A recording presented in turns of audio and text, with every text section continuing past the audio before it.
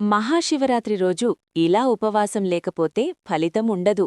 మహాశివరాత్రి రోజు ఉపవాసమంటే కేవలం ఆహారం మానేయడం కాదు. చాలామంది ఇదే పెద్ద పొరపాటు చేస్తున్నారు.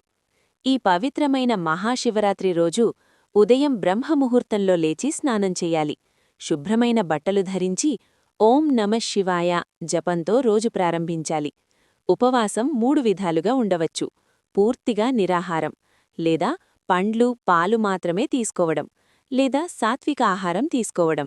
కాని అసలు విషయమేమిటంటే, ఉపవాసమంటే కేవలం ఆకలి కాదు, మనసు కూడా పవిత్రంగా ఉండాలి. కోపం, అబద్ధం, చెడు ఆలోచనలు ఇవి ఉంటే ఉపవాసం చేసిన ఫలితం ఉండదు.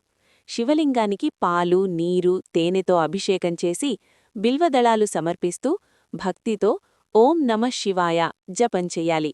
రాత్రంతా జాగారం చేసి శివుని ధ్యానం చేస్తే శివుడి కృప తప్పకుండా లభిస్తుంది. ఈ వీడియో మీకు నచ్చితే సబ్స్క్రైబ్ చేయండి. కామెంట్లో ఓం నమః శివాయ అని టైప్ చేయండి. శివుడి ఆశీస్సులు మీకు, మీ కుటుంబానికి ఎల్లప్పుడూ ఉండాలి. ఓం నమః శివాయ.